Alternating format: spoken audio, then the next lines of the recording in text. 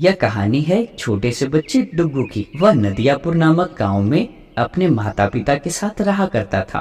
डुग्गू को बचपन से ही घोड़े पालने और घुड़सवारी करने का बहुत ही शौक था। वह हमेशा ये सपना देखा करता था कि एक दिन वह ढेर सारे घोड़ों का मालिक बनेगा।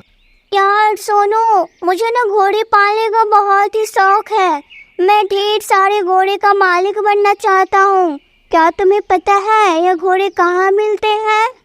यार डुगू, मुझे तो पता नहीं है, लेकिन एक बार मेरी दादी ने मुझे एक कहानी सुनाई थी। इसमें घोड़े अंडे से निकलते थे। क्या सच में? ये घोड़े का अंडा मुझे कहाँ मिलेगा?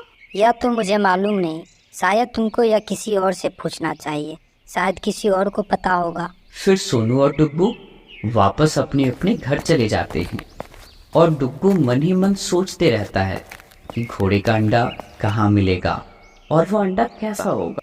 माँ, मुझे घोड़े का अंडा चाहिए। ये घोड़े का अंडा कहाँ मिलेगा?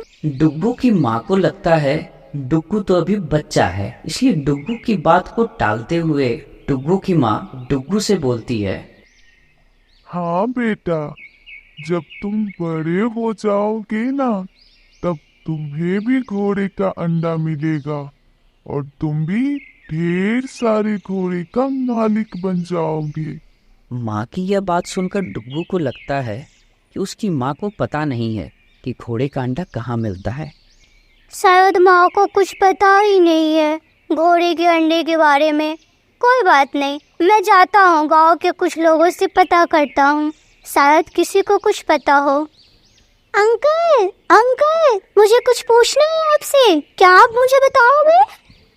हाँ बेटा, पूछो, क्या पूछना है तुम्हें? मुझे ना घोड़े का अंडा चाहिए। क्या आप मुझे बता सकते हैं कि ये घोड़े का अंडा मुझे कहाँ मिलेगा?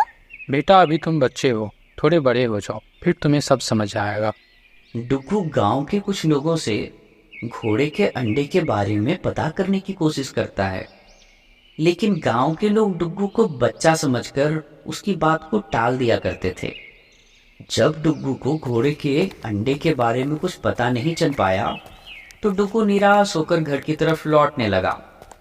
तभी वह दो लोगों को आपस में बात करते हुए सुना। बहुत ही बड़ा मेला लगा है, वहाँ सारा सामान मिल जाता है। मैं तो कल ही मेला देख कर आ रहा हूँ। मुझे जो जो चाहिए था वह सब कुछ मेले में कम दामों में मैंने खरीद लिया। हाँ भाई, मैं भी उस मेले के बारे में बहुत कुछ सुन रखा है। वहाँ बहुत ही बड़ा मेला लगता है और हर चीज़ वहाँ मिल ही जाता है।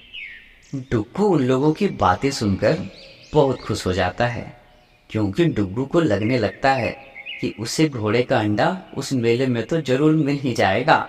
यह सोचकर डुग्गू मेला जाने का निश्चय कर लेता है। अगर वो मेला में सब कुछ मिल जाता है तो मुझे वो मेले जाकर घोड़े का अंडा ले आना चाहिए, ताकि मैं ढेर सारे घोड़े का मालिक बन जाऊं। डुग्गू को उम्मीद था कि उसे मेले में घोड़े का अंडा या फिर घोड़ा तो जरूर मिल ही जाएगा। यह सोचकर डुग्गू अपने साथ चाबुक और घोड़े का लगाम एक थैली में लेकर मेले से घोड़े का अंडा खरीदने की इच्छा लेकर बगल वाले गांव की ओर चल देता है। मेला पहुंचने पर ना तो डुग्गू को कोई घोड़ा दिखता है और ना ही घोड़े का अंडा। यह सब देख डुग्गू बहुत ही निराश हो जाता है। तभी डुग्गू की नज़र एक बूढ़ी अम्मा पर पड़ती है, जो कि बड़ा बड़ा तरबूज बेच रही थी, और बूढ़ी अम्मा का भी तरबूज कोई नहीं खरीद रहा था। ये बूढ़ी अम्मा क्या बेच रही है? इतना बड़ा बड़ा क्या यह घोड़े का अंडा ही है? जाकर बूढ़ी अम्मा से पूछता हूँ।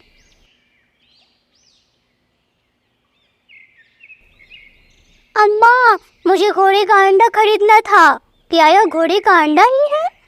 बूढ़ी अम्मा का तरबूज कोई खरीद नहीं रहा था, और डुग्गू की ऐसी बातें सुनकर बूढ़ी अम्मा सोचती है, क्यों ना डुग्गू को बेवकूफ बनाकर अपना तरबूज ही बेच लूं। हाँ बेटा, घोड़ा का अंडा ही है और कुछ दिनों में इस अंडे से घोड़ा का बच्चा भी बाहर निकल आएगा। ठीक है, मुझे एक घोड़े का अंडा दे दो। डुग्गू तरबूज को घोड़े का अंडा समझकर बहुत ही खुश हो जाता है और उसे खरीदकर अपने घर आने लगता है। मेला से लौटने में डुग्गू को शाम हो गया था, इसलिए डुग्गू तेजी से चल रहा था ताकि रात होने से पहले डुग्गू घर वापस पहुंच जाए। तभी अचानक डुग्गू एक पत्थर से टकरा जाता है और डुग्गू के हाथ से वह तरबूज नीचे गिर जाता है, जिसे वह घोड़े का अंडा समझ रहा था। नीचे गिरते ही तरबूज टूट जाता है और तरबूज टूटने के कारण जोर की धम आवाज होती है। आवाज सुनकर वहां से एक लोमड़ी भागने लगती है, जो कि बगल की झाड़ी में ही बैठी थी। ये अंडा तो टूट गया। वह क्या घोड़े का बच्चा है? मुझे उस घोड़े के बच्चे को भगाने से पहले पकड़ना होगा।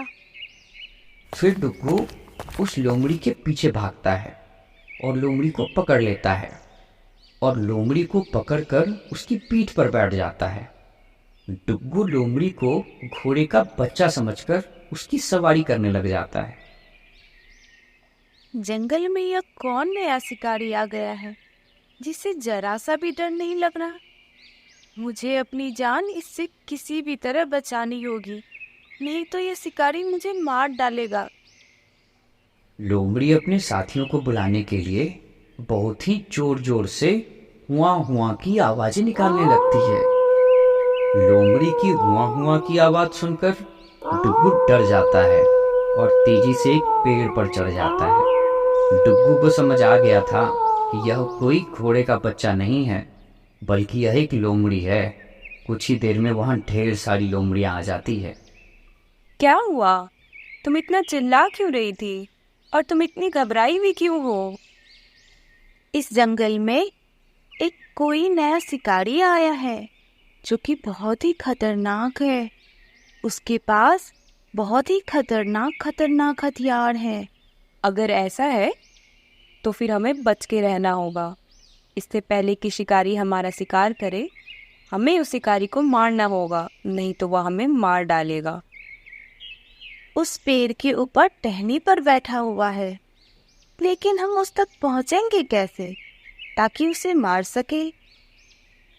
मेरे पास एक तरकीब है, शायद वह तरकीब काम आ जाए। हम लोग एक दूसरे की पीठ पर चढ़कर उस डाल तक पहुंच सकते हैं। सभी लोमड़ी एक दूसरे के पीठ के ऊपर चढ़कर डुग्गू के पास पहुंचने की कोशिश करने लगती है और उधर रात भी हो रही थी। डुग्गू को भी बहुत डर लग रहा था। तभी अचानक डुग्गू को एक उपाय सोचता है। देखो, मैं बहुत ही भूंखार शिकारी हूँ, लेकिन आज मेरा शिकार करने का मन नहीं है, इसलिए मैं तुम सबको छोड़ दूंगा। लेकिन जो सबसे नीचे है, मैं उसका पूंछ भी काट दूंगा और उसकी कान भी काट दूंगा। डुग्गू की यह बात सुनकर नीचे वाली लोमड़ी बहुत ही डर जाती है और वह लोमड़ी वहाँ से भागने लगती है। जैसे ही वह लोमड़ी वहाँ से भागती है, बाकी सभी लोमड़ी जो उसकी पीठ के ऊपर थी, सभी के सभी धड़ाम से नीचे गिर जाती हैं। अरे, वह लोमड़ी भाग गई तो क्या हुआ? हमें फिर से कोशिश करनी चाहिए। हमें इस शिकारी को मारना ही होगा, नहीं तो यह शिकारी हमें मार डालेगा। फिर से सभी लोमड़ी एक दूसरे के पीठ पर चढ़कर पेड़ के डाल के पास पहुंचने लगती है, जहां डुग्गू बैठा हुआ। तुम लोगों को मेरी बात समझ में नहीं आ रही है ना? ठीक है, मैं सोच रहा था कि आज मैं शिकार नहीं करूंगा, लेकिन अब जो लोमड़ी सबसे नीचे है, मैं उसका गर्दन काट दूंगा और उसकी खाल निकाल दूंगा। इतना कहता ही है कि नीचे वाली लोमड़ी फिर से डर जाती है और वह अपनी जान बचाने के लिए वहां से भाग जाती है। जैसे ही वह लोमड़ी भागती है, सभी लोमड़ी जो उसकी पीठ के ऊपर खड़ी थी, धड़ाम से नीचे फिर गिर जाती है। तभी वहां एक शेर आने लगता है। सभी लोमड़ी शेर को देखकर वहां से भागने लगती है। यह सब देख डुग्गू बहुत खुश हो जाता है, क्योंकि उसे लगता है कि वह शेर कोई घोड़े का बच्चा है। दोस्तों, इस कहानी का पार्ट 1 यहीं खत्म होता है। दोस्तों, क्या आप लोग भी जानना चाहते हैं कि डुग्गू के साथ आगे क्या हुआ? तो बहुत ही जल्द इस कहानी का पार्ट 2 आने वाला है। अगर आपने चैनल को सब्सक्राइब नहीं किया है तो सब्सक्राइब करें, वीडियो को लाइक करें और कमेंट करें। बहुत जल्द आपसे मिलते हैं इस कहानी के पार्ट 2 के साथ।